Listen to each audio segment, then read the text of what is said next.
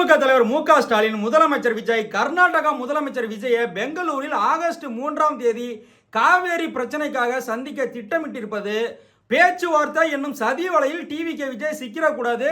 நாம் சட்டப்பூர்வமாக பல ஆண்டுகளாக போராடி பெற்ற உரிமைகள் காவு கொடுக்கப்பட்டுவிடும்.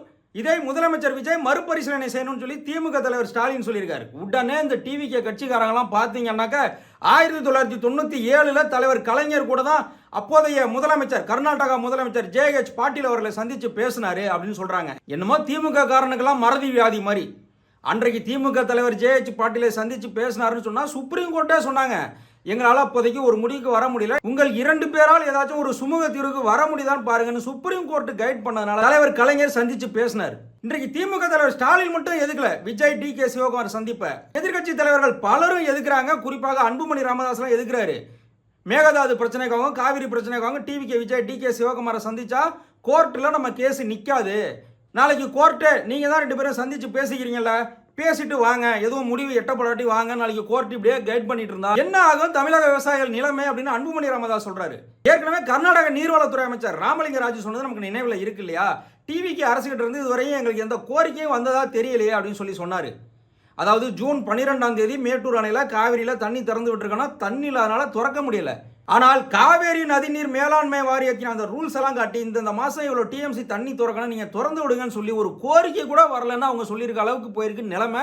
இப்ப ஜூன் 12, ஜூலை 12 போயிடுச்சு. இன்னைக்கு தேதி ஜூலை 25 கிட்டத்தட்ட ஆக போகுது. இப்போ போய் பேச்சுவார்த்தை நடத்தணும்னு சொன்னா வருஷம் இதே நிலைமையா வருதுன்னு வச்சுக்கோங்க. மே, ஜூன், ஜூலைலாம் கர்நாடக அரசு தண்ணி திறந்து விட மாட்டேங்குது, நீங்க ஆகஸ்ட்ல போய் பேசிக்கங்கன்னு சொல்லி சுப்ரீம் கோர்ட் சொல்லுதுன்னு வச்சுக்கோங்களேன். இந்த 2-3 மாதங்கள்லாம் என்ன ஆகும். அதுவும் சோதனைக்குன்னு பாருங்க, இந்த 60 நாள்ல தமிழ்நாட்டில் சரியான மழை கிடையாது.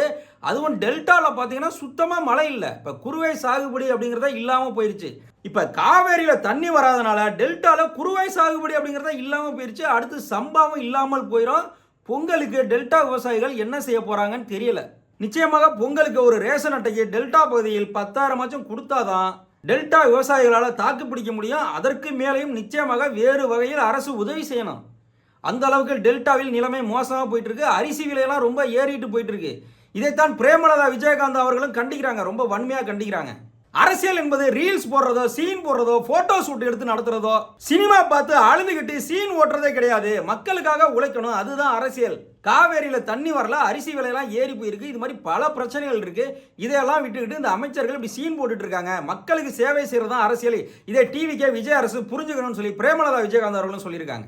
ஆக இந்த டிவிகே விஜய் அரசின் செயல்பாடுகள் இதுவரை மக்களுக்கு எந்த பிரிவினருக்குமே திருப்தி இல்லாமல் தான் இருக்கு. கர்நாடக முதலமைச்சர் டி.கே. சிவகுமாரை சந்திக்கும் முன்பாக டெல்டா விவசாயிகள்கிட்டையும் விவசாயிகள் சங்கத்துக்கிட்டையும் ஒப்பீனியன் கேட்டுட்டு போகணும். ஏனால் ஏற்கனவே ஆண்ட கட்சி தலைவர் சொல்றாரு, சந்திக்காதீங்க, இது ஒரு சதி வலைன்னு சொல்றாரு. நாளைக்கு அவங்க சொல்ற மாதிரியே நடந்துருச்சு, நீங்க 2 பேரும் முதல்ல பேசிட்டு அப்புறம் எங்கள்கிட்ட வாங்கன்னு சொல்லி கோர்ட்டு சொன்னா வருடம் 2 மாதம் தண்ணி இல்லாமல் இருக்க முடியுமா ஜூன், ஜூலைல என்பதை டிவிகே விஜய் அரசு சிந்தித்து பார்க்க வேண்டும்.